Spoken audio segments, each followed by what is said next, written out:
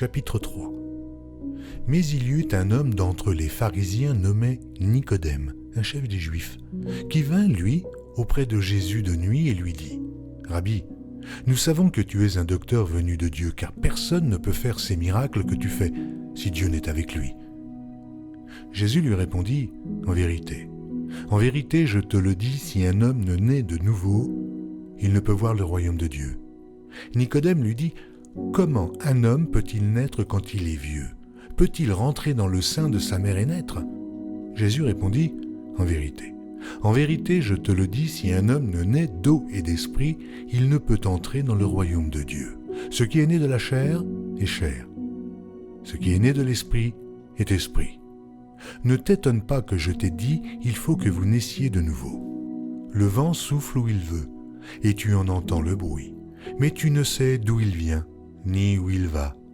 Il en est ainsi de tout homme qui est né de l'esprit. » Nicodème lui dit : « Comment cela peut-il se faire ?» Jésus lui répondit : « Tu es le docteur d'Israël et tu ne sais pas ces choses. Là, en vérité, je te le dis, nous disons ce que nous savons et nous rendons témoignage de ce que nous avons vu, et vous ne recevez pas notre témoignage. Et comme Moïse éleva le serpent dans le désert, il faut de même que le Fils de l'homme soit élevé, afin que quiconque croit en lui ait la vie éternelle.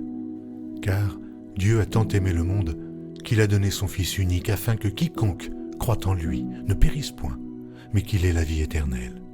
Dieu, en effet, n'a pas envoyé son Fils dans le monde pour qu'il juge le monde, mais pour que le monde soit sauvé par lui.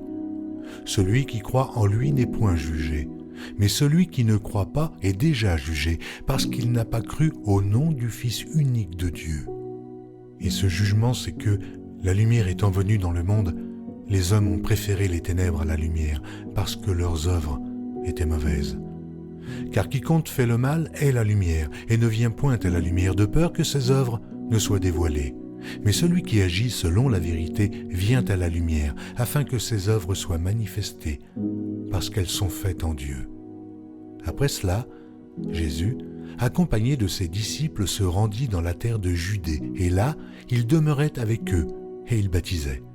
Jean aussi baptisait à Hénon, près de Salim, parce qu'il y avait là beaucoup d'eau, et on y venait pour être baptisé, car Jean n'avait pas encore été mis en prison. Or, il s'éleva de la part des disciples de Jean une dispute avec un juif touchant la purification. Ils vinrent trouver Jean et lui dirent : « Rabbi, celui qui était avec toi au-delà du Jourdain, et à qui tu as rendu témoignage, voici, il baptise et tous vont à lui. » Jean répondit : « Un homme ne peut recevoir que ce qui lui a été donné du ciel.